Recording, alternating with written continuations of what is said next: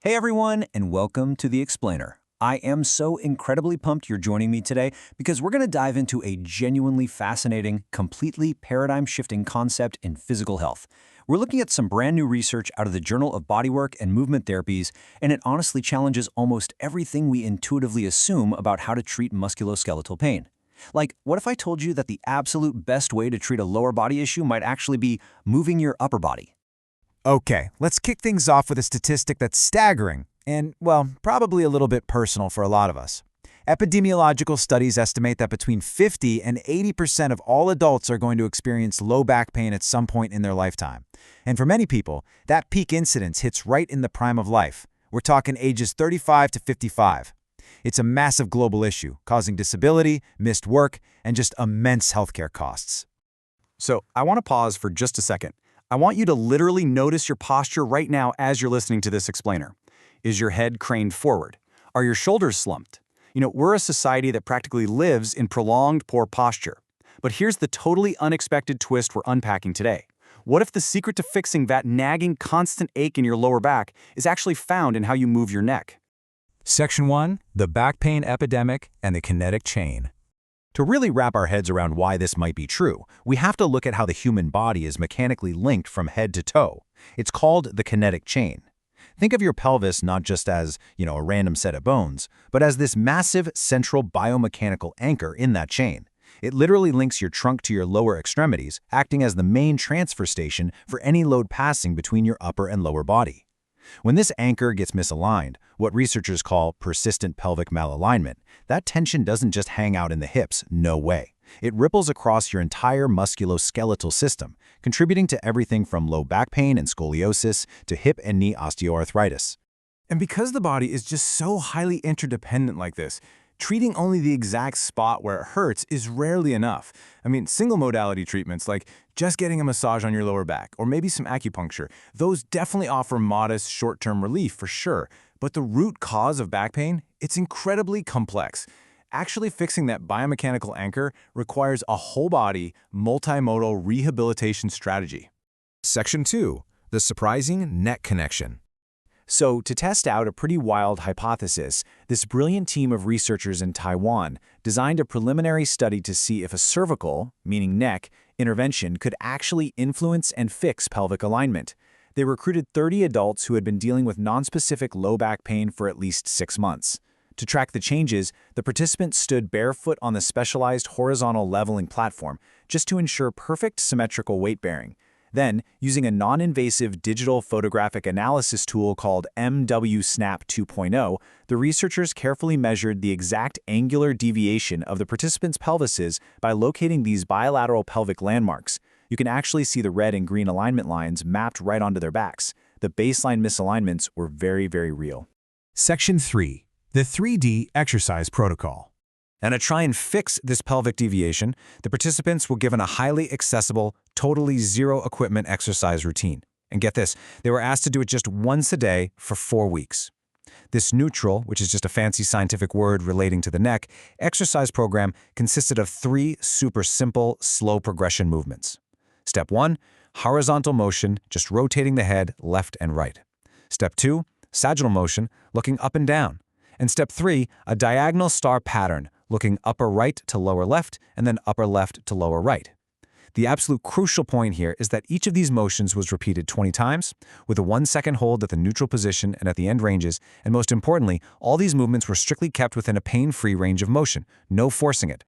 Watching the exact protocol in action, you can really notice how incredibly deliberate the posture is. The participants had to maintain a perfectly neutral trunk posture the entire time, no tilting shoulders sideways, and just breathing naturally.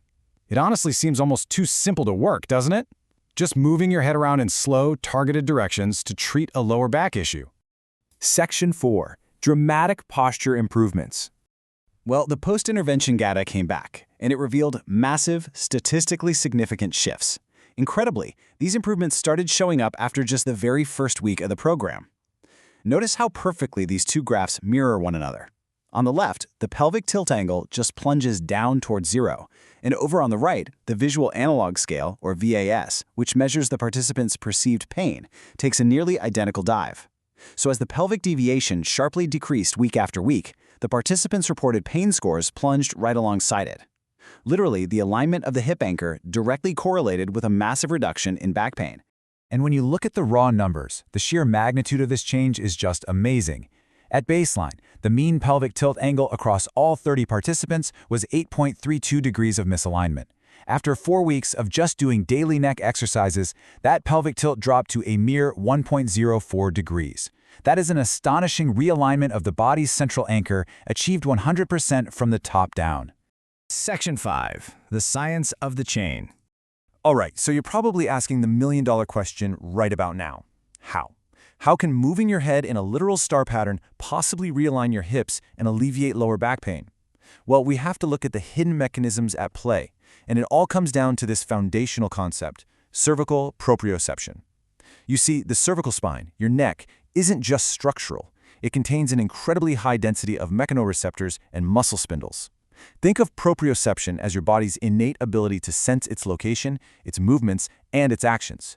Your neck acts like a heavily wired sensory steering wheel for the whole system. It's constantly feeding high-density sensory input straight to your central nervous system to regulate your whole body postural stability. Following this neurological pathway makes it so clear exactly how it works. It's almost like a domino effect. When you perform these specific cervical exercises, you activate that cervical proprioception. Those sensory signals travel down and integrate with your postural control system in the brain, working right alongside what you see and what your inner ear feels. The brain then sends corrected signals back down to improve trunk muscle coordination. When your trunk muscles fire correctly, it pulls that biomechanical anchor right back into place, resulting in improved pelvic alignment, which finally leads to reduced low back pain. It's this completely invisible, incredibly elegant nervous system process, mapped out perfectly. What we're really talking about here are called postural righting responses. Clinically speaking, our brain will do pretty much anything to keep our eyes level with the horizon.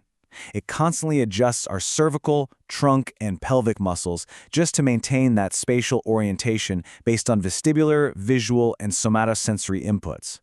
By deliberately exercising the neck in all 3 dimensions, the researchers suggest we're essentially doing neuromuscular re-education. We're actively retraining those myofascial connections all the way down the kinetic chain. Section 6. Scientific grounding and limitations. Now, as absolutely fascinating as this top-down approach is, it's vital to keep our objectivity here.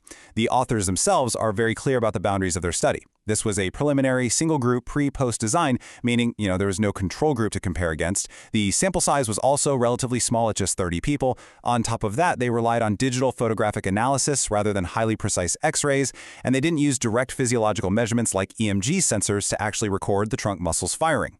So we really should view this incredibly promising research as an exciting hypothesis-generating first step in movement therapy rather than a definitive magical cure-all.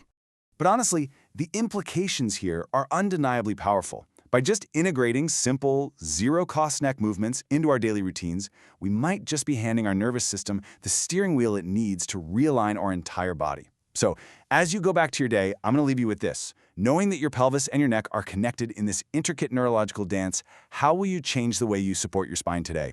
Thanks so much for exploring this with me.